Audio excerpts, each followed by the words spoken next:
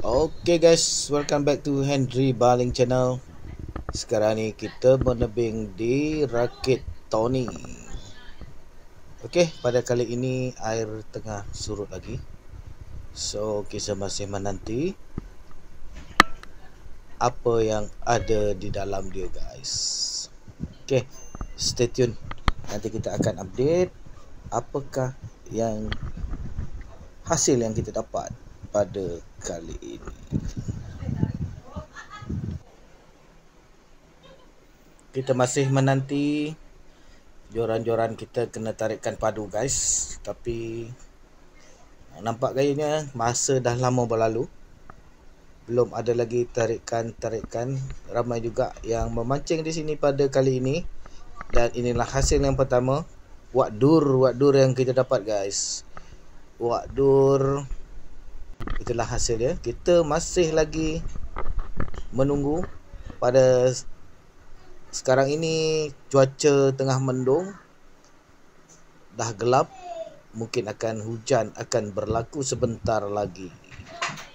Tapi hobi kita masih kita teruskan macam biasa. Kita tunggu dan terus menunggu.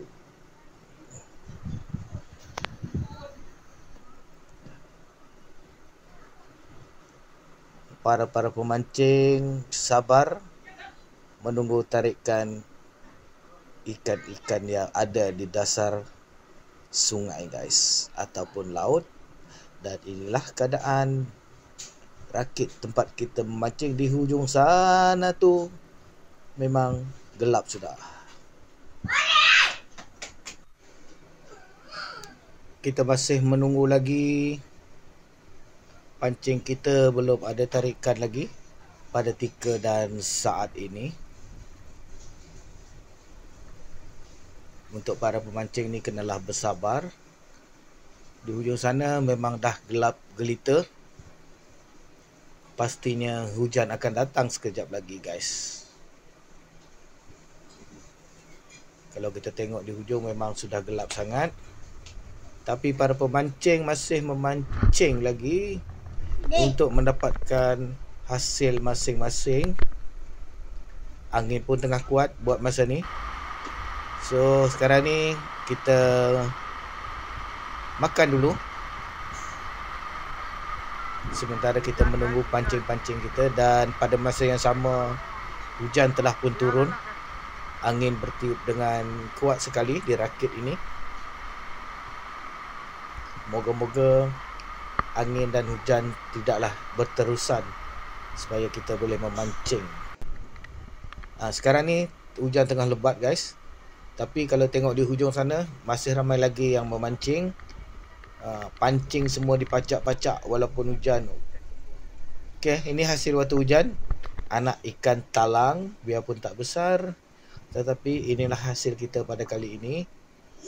Anak ikan talang guys.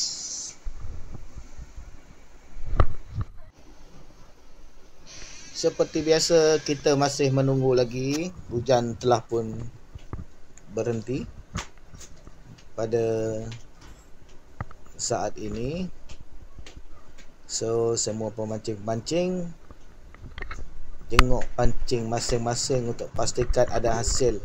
Okey, inilah pemandangan semasa kita sampai di jeti Tony.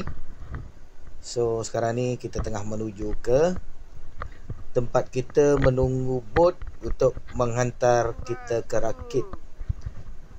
Dan pada pagi ini cuaca agak baik. So sekarang kita masih lagi menunggu sampan ataupun bot untuk membawa kita ke rakit Tony nombor 8. Okey, sekarang ni kita booking untuk rakit nombor 8. Stay tune guys, kita masih menunggu. Okey, sekarang ni kita dalam perjalanan menuju ke rakit Tony. Cuaca seperti yang saya cakap tadi, dalam keadaan baik, tidak begitu panas. Dan kita berharap cuaca ni akan kekal sampai ke malam guys.